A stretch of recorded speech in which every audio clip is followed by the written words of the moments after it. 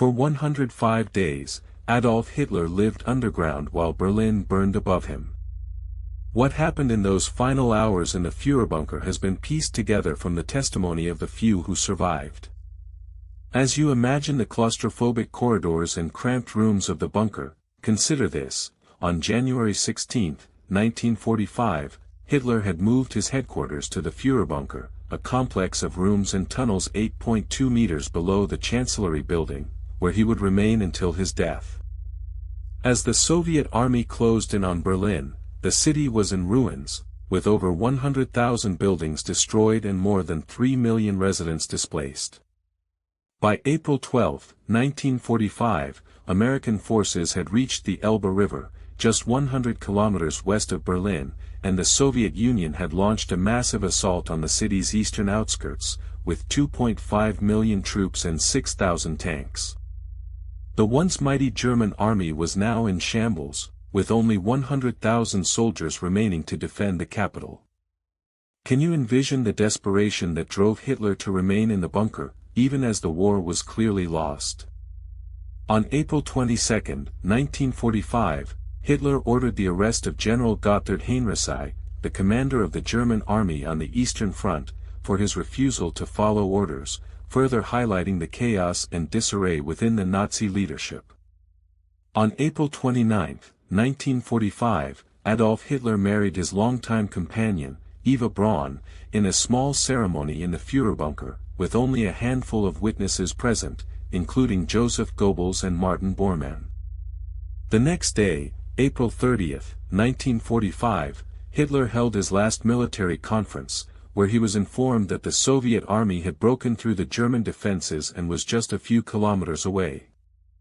At 3:30 p.m., Hitler and Eva Braun said their farewells, and then retired to their private quarters, where they took their own lives, Hitler with a cyanide capsule and a gunshot to the head, and Braun with a cyanide capsule. Their bodies, along with those of Joseph and Magda Goebbels, who had also taken their own lives, were then burned in the Reich Chancellery garden, using 200 liters of gasoline. As the flames consumed the bodies, the remaining Nazi leaders, including Bormann and Hermann Göring, were either fleeing or surrendering, marking the effective end of the Third Reich. Can you imagine the mix of emotions that must have driven these individuals to such desperate actions? On May 1, 1945, the Soviet forensic investigation, led by Colonel Ivan Klemenko, confirmed Hitler's death, using dental records and other evidence to identify the charred remains. The aftermath of Hitler's death saw the rapid collapse of the German army, with over 1 million soldiers surrendering to the Allies in the following weeks. The Soviet Union, in particular, gained significant territory and influence in Europe, with the division of Germany into 4 occupation zones, as agreed upon at the Yalta Conference on February 11, 1945.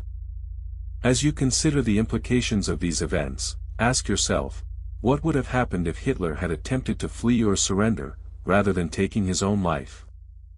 The Nuremberg trials, which took place from November 20, 1945, to October 1, 1946, would go on to hold top Nazi officials accountable for their crimes, with 12 defendants sentenced to death, including Joachim von Ribbentrop and Wilhelm Keitel.